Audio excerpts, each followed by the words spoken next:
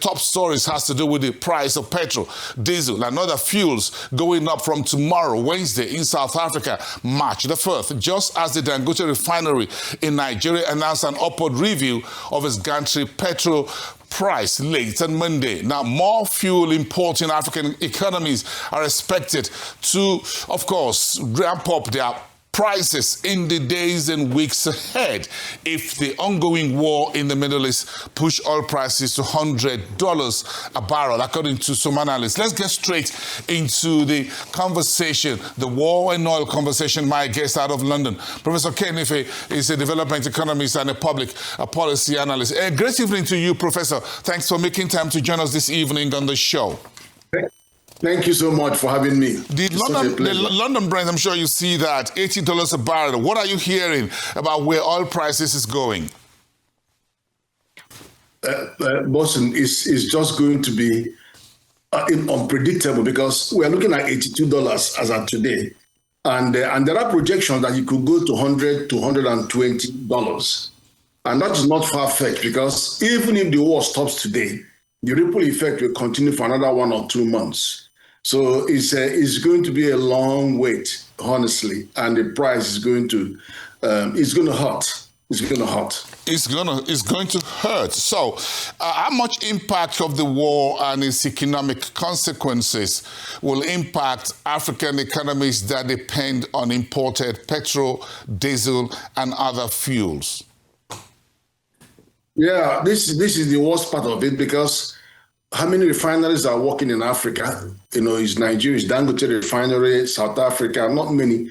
And so even last year, almost $100 billion in imports of a variety of fuel-related products and 20 billion last year just on PMS alone. So it's not, and we're not even talking about good quality fuel because we have places like Malta where they call it special African blend. And they bring it, either you get it in Lomé or somewhere, but that's what they are being dished out to all these African countries.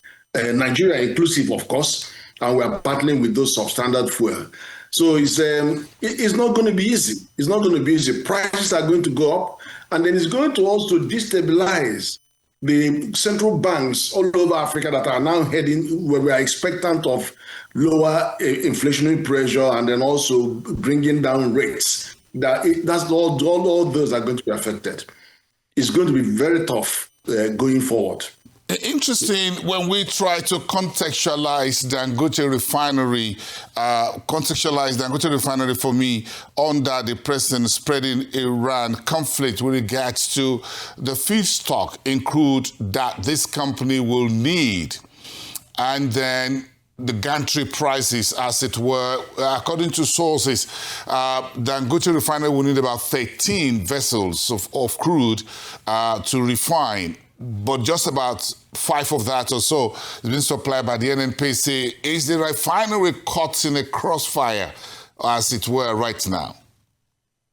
I think it is. And then we must recognize and appreciate that Dangote has actually been doing so much of subsidizing Nigerian fuel, both the logistics side and the fuel prices. Look at what happened in 2024 December, where he maintained the price and we didn't have all that queue, the price was, and then that cost him over $10 billion. Then you now have December 2025 and coming forward, where he put 1 trillion naira in 4,000 CNG trucks just to de-risk the transportation and storage side of the distribution chain. So he's done that, not because he's expecting any profit, but he wants to bring stability in that system so that you don't have, and then also don't forget that he has capacity to hold fuel for 1 month. And he assured Nigeria as in November that is going to be the case. So he has tried so much to maintain prices, but we need to be aware that he's in business to make money, even though he's thrown in everything that he could. Now let's look at the supply side, the chaos in the supply side. According to OPEC, we have an allocation of 445,000 barrels a day. because of local processing. Now, ask NNPC about that. They're going to tell you they don't know about that.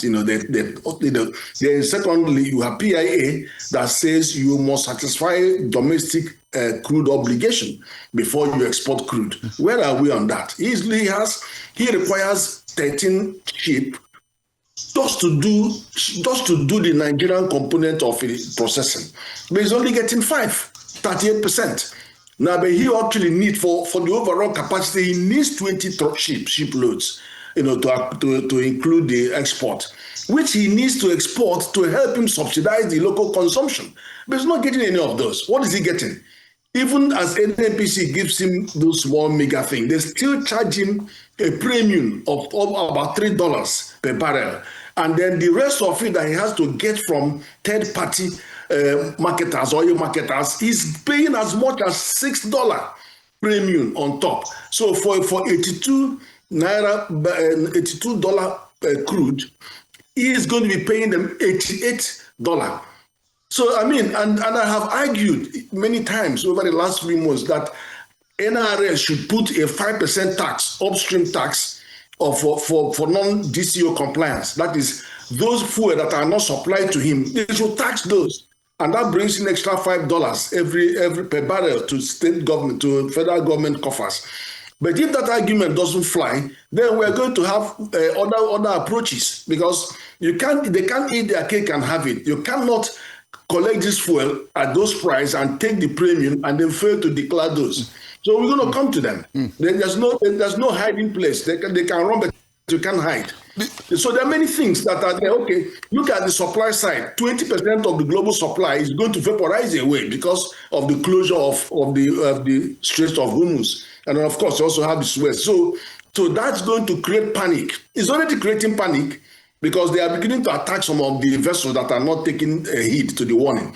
Now, what is going to happen is that some of the more hungry countries, I mean, like China, may actually come to Nigeria offering them silly money to buy our crude. So the price is going to go up and keep going up. So the 100 naira extra he's just added on petrol is just a peanuts. It doesn't equate to the quantum of the rise in the price of the crude that is refined. And don't forget, we are not comparing like you like. Yeah, I'm just about to say about, because I want us to talk about the realities, and those are the realities you're talking about.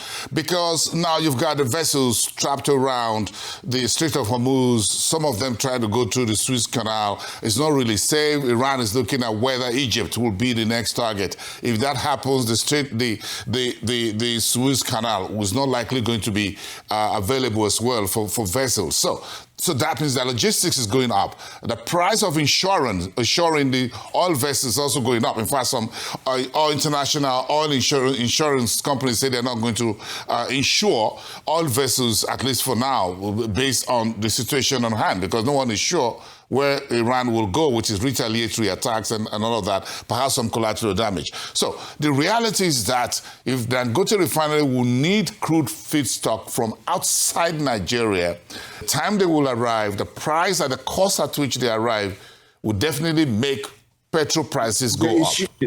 Do I get that correct? Yes, the price is a moving target. So that is a problem because they tend to charge the most current price. Yes. The most current price, because it's about replacement costs.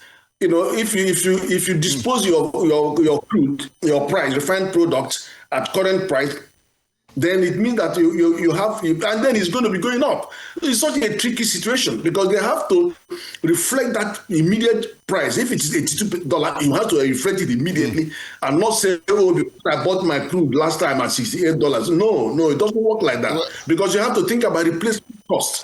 So that's why it's very, very, and this guy is just absorbing the cost. He's absorbing all that cost. And then just because he has his heart in the right place doesn't mean that we should let him run out of business. And there are other things too. Now, if you look at the price of Nigerian PMS compared to Saudi, that does more than 4 times our volume anyway. Nigerian PMS is 5% cheaper than Saudi Arabia, even with their VAT added in Saudi Arabia. Now, it is 40% cheaper than Ghana, and it's almost 70% cheaper than Senegal and Cote d'Ivoire. So the impact of this is that at one moment we thought we were doing 33 million liter in a per day. Now it's 50 million liter, but now it's actually 60 million liter. So which means that a lot of our fuel are crossing the borders. So what's he going to do? What do you want this man to do? Is he going to go fighting all these other African countries, neighboring countries? So we need to be apprehensive of the circumstance that he's facing as an honest broker. And the worst part is that why would this company not receive the crude? Why would he not receive the crude? And I keep saying to the president, last year, middle of last year, both Senate and House of Rep passed a bill on 30% mandatory value addition on our raw materials before export, crude inclusive. So we should not be arguing about making crude available to local refining capacity. If you keep doing this to Dangote, what are you going to do to the $50 billion refinery coming in London? What are you going to do to Bua, 200,000 barrels? What are you going to do to more refiners? It's just unfair. Okay. So I think the government, and I appreciate the president for decapitating NNPC with this is a Executive Order 9, because that means you are going to reduce the waste. Yes. Because, and then more money will come on shore for the 3 tiers of government. But he should take it to his logical conclusion to ensure that the DCO is maintained. It's quite a whole lot to deal with right now, and this development is just unfolding. We appreciate your time this evening, Professor Ken Ife, development economist and public policy analyst out of London. Thank you so much for your time. We'll check back with you as things continue to move within the industry. Thank you so much.